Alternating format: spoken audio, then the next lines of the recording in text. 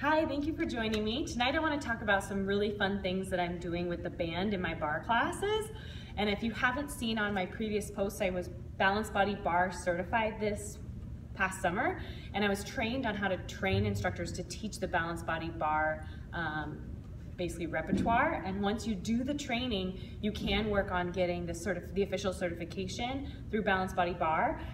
If you check out their website, if you just go to Balance Body Bar or balancebody.com and go through the bar certification kind of education area, you can see the bar certification. You can filter by location.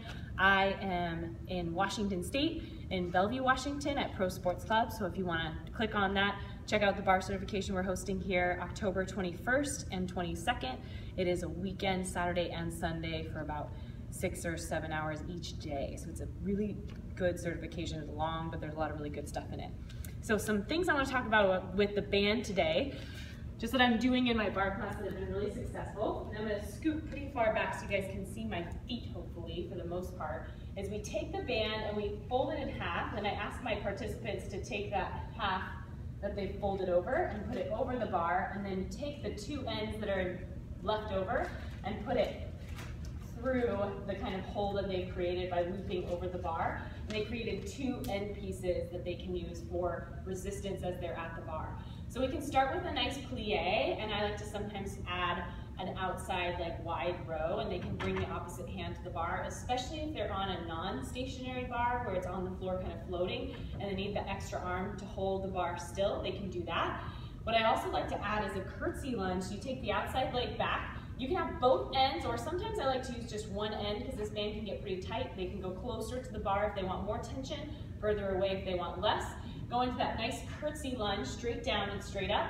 And they can add a pull at the bottom or a pull at the top. So we can go down and pull, or we can take it up and pull, depending on the line of pull you want them to get, as long as those shoulders stay down. And then sometimes I like to just have them create tension in the band, holding the arm back, away from the band, and go from a curtsy lunge to a kick. So we're brushing the floor with our feet. So that's really fun, and it keeps their arms engaged and their chest upright while they're doing those kicks. My other band trick that I like to do in my classes, really pulling the shoulder blades back, preventing the ribs from flaring out, pull the abdominals in, pull the arms back behind the front of the hips so that they're working the back of the chest, the triceps, and the glutes. And we can come up into a releve, heels together, squeezing, and we can bend the knees, or we can give them the option to lower the hips down. And what this really helps me and my participants with is not only that great work for the upper back that we know everyone needs, but also preventing them, if they're at the bar, holding the bar, we start to see them start to hinge forward, so this keeps everything up and open, and it is quite a bit of core work. And sometimes I'll even have them hold back, lift up in a releve, maybe one arm pulls and the other arm pulls, and it prevents that. It starts that anti-rotation kind of fighting of the core. So I hope those are fun. I hope they're fun combos for you to try. I rarely do use weights in my class because I tend to run out of them because we have a busier 7 p.m. Tuesday, Thursday night class, but I love the band because there's so much you can do for the upper back that you can't necessarily do with the weights, those small weights. So I hope those are good for your classes and you enjoy them.